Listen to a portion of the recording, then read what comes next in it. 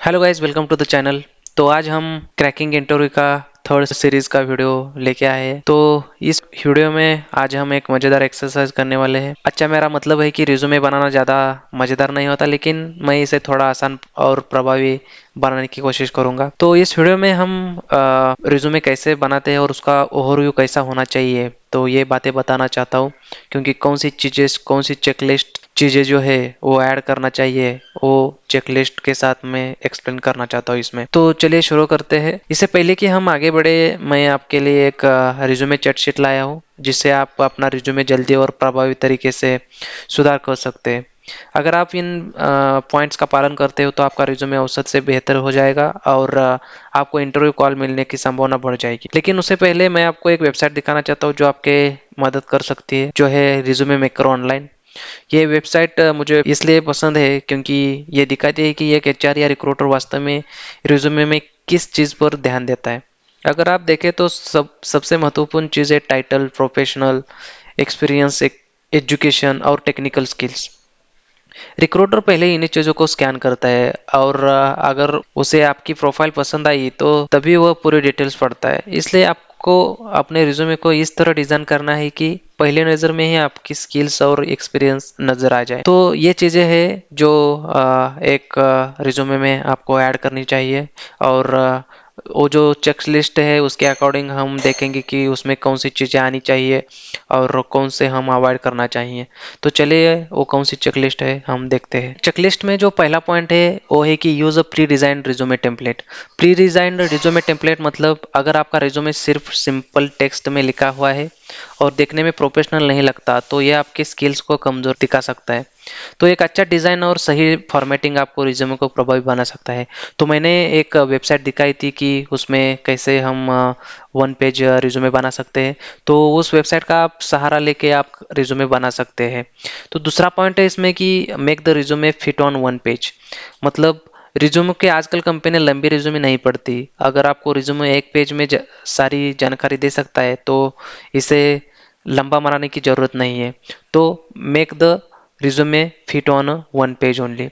तो include words from job description. हर company की ये एक रिक्वायरमेंट रहती है जॉब के लिए, तो उस अकॉर्डिंग जो डिस्क्रिप्शन, जॉब डिस्क्रिप्शन में जो कीवर्ड्स होते हैं, मान लीजिए कि आजकल कंपनियां, मतलब अगर किसी जॉब के लिए फ्रंट एंड डेवलपर चाहिए तो फ्रंट एंड डेवलपर मांगा जा रहा है, तो ये शब्द आपके रिज्यूमे में होने चाहिए। कंपनी अक्सर रिज्यूमे को कीवर्ड के आधार पर स्कैन करती है, इसलिए जरूरी कीवर्ड्स को मिस न करें।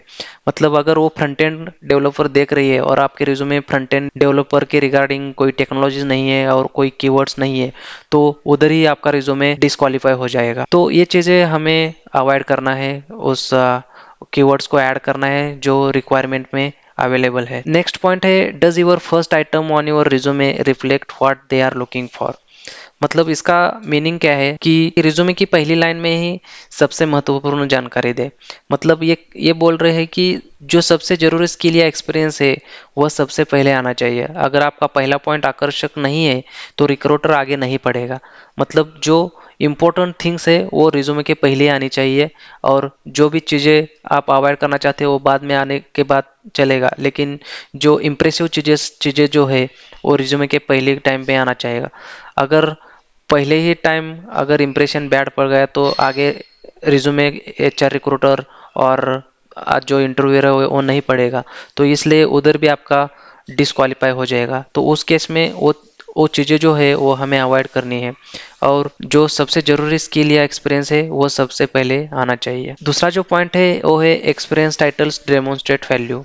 तो वो क्या है कि अनुभव के टाइटल वैल्यू को दर्शाने चाहिए। इसका मीनिंग क्या है कि वेब प्रोड्यूसर, फॉर एग्जांपल मैं एग्जांपल देना चाहता हूँ इधर, अगर यहाँ वेब प्रोड्यूसर है तो वेब प्रोड्यूसर जो है ये वेब के रिगार्डिंग है, तो वेब प्रोड्यूसर लिखना HTML एडिटर लिखने से ज़्यादा प्रभावी है। मतलब जो हम रिज्यूमे में, सपोज हमने रिज्यूमे में ऐड कर दिया कि HTML एडिटर, तो इसके अकॉर्डिंग जो वेब प्रोड्यूसर जो अभी लिखा है ये ज़्यादा आकर्षक है। तो इसी तरह आपके जॉब टाइटल और एक्सपीरियंस में ऐसी भाषा होनी चाहिए जो आपको आपके मूल्य को दिखाए। तो इसके लिए जो भी चीज़ें सिंपल रिज्यूमे में अपने ऐड किए जो कीवर्ड्स, उसे हटा के जो प्रोफेशनल तरीके से जो चीज़ें हैं, जो कीवर्ड्स है, वो हमें ऐड करने चाहिए। दूसरा पॉइंट है यहाँ, do you have a online link. मतलब इसका मतलब क्या है कि do you have a online link, मतलब रिज्यूमे में मतलब आपका कौन सा जो portfolio link, GitHub link, LinkedIn link, वो जो है हम ऐड कर सकते हैं। मतलब उससे क्या होगा कि एक अच्छा इंप्रेशन पड़ेगा। अगर आपका कोई लिंक ऐड किया है मतलब आपके प्रोफाइल में, तो उससे क्या पता चलेगा कि मतलब उस लिंक से वो पता कर सकते हैं कि वो एक्चुअली एक्सपीरियंस कैंडिडेट है, और जो भी आपने वेबसाइट वगैरह जो भी पोर्टफोलियो बनाया है, उससे सारे डिटेल्स उस कैंडिडेट की उधर रिक्रूटर चेक कर सकते हैं। तो ये ऑनलाइन लिंक वगैरह ये अगर आपके पास नहीं है तो वो सिंपल आप बना सकते हैं, मतलब एक लिंक्डइन की प्रोफाइल वगैरह। तो ये चीज़ें ये दर्शाता है। दूसरा पॉइंट है रिमूव द वर्ड आई। इसका मीनिंग क्या है कि रिज्यूमे में मैं या आई शब्द का उपयोग न करें। I have 5 years of experience की जगह 5 years of experience in web development लिखें। इससे रिज्यूमे ज़्यादा प्रोफेशनल और डायरेक्ट लगेगा।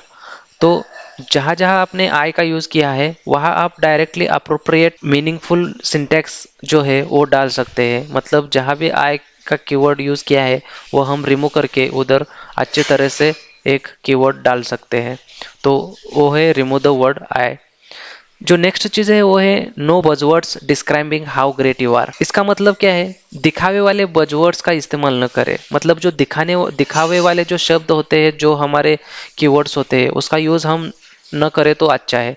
मतलब पैशनेट टीम प्लेयर या इनोवेटिव थ्रू लीडर जैसी लाइनों से बचे। मतलब ये शब्द ज्यादा प्रभाव नहीं डालते। अगर आपको लगता है कि वो वैसे स्किल्स आप रिज्यूमे में ऐड करोगे तो वो इंप्रेशन पड़ेगा वगैरह, तो ऐसा कुछ नहीं होता। मतलब इससे आपके रिज्यूमे पर बैड इंप्रेशन पड़ जाएगा, तो वो अवॉइड करें। दूसरी जो चीज है कि technical knowledge skill should include what they are looking for, only show year if it is impressive.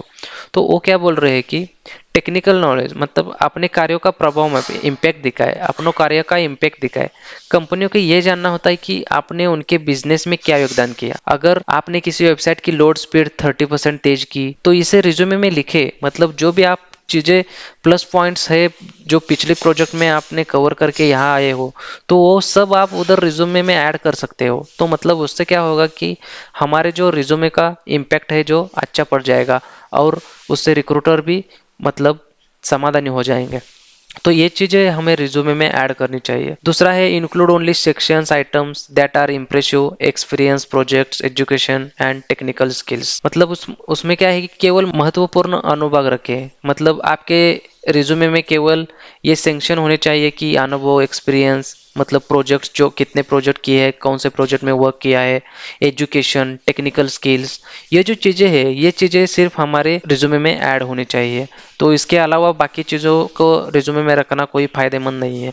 तो इतना चीज़ें अगर आप ऐड करोगे तो उतना सफिशिएंट है एक कैंडिडेट के लिए। और जो लास्ट है नो टाइपोज और बैड ग्रामर। तो कोई भी टाइपो या ग्रामर मिस्टेक न होने दे। अगर रिज्यूमे में स्पेलिंग या ग्रामर की गलती है तो ये आपके प्रोफेशनलिज्म को कमजोर दिखा सकता है। हमेशा प्रूफ रीड करें या किसी से डबल चेक करवाए और अपना रिज्यूमे परफेक्ट बनवाइए। तो ये थी, ये जो चीज़ें हैं, ये ऑल जो चेकलिस्ट है हमने बनाई है, ये इस चेकलिस्ट के अकॉर्डिंग जब आप रिज्यूमे बनाएंगे तो एक प्रॉपर रिज्यूमे, प्रोफेशनल रिज्यूमे बनेगा, और इससे आपके शॉर्टलिस्ट होने के चांसेस भी बढ़ेंगे। तो ध्यान में रखें, तो ये चेकलिस्ट फॉलो करके आप रिज्यूमे बनाएं। तो मतलब रिज्यूमे का एक केवल उद्देश्य होता है कि इंटरव्यू तक पहुंचाना। अगर आपकी रिज्यूमे इस हासिल कर रहा है तो ये सही दिशा में है, लेकिन अगर आपको इंटरव्यू कॉल नहीं आ रहे तो आपको इससे बेहतर बनने की जरूरत है। हर शब्द साबित करना चाहिए कि कंपनी को आपको क्यों हायर करना है। बस इन पॉइंट्स पर फोकस करो और उसे फॉलो करो और आपको बेहतर रिजल्ट्स मिलेंगे। तो अगली बार मिलते हैं, तब तक के लिए शुभकामनाएं। अगर वीडियो अच्छा लगा तो लाइक और सब्सक्राइब करिए। मिलते हैं नेक्स्ट क्रैकिंग इंटरव्यू सीरीज में। धन्यवाद।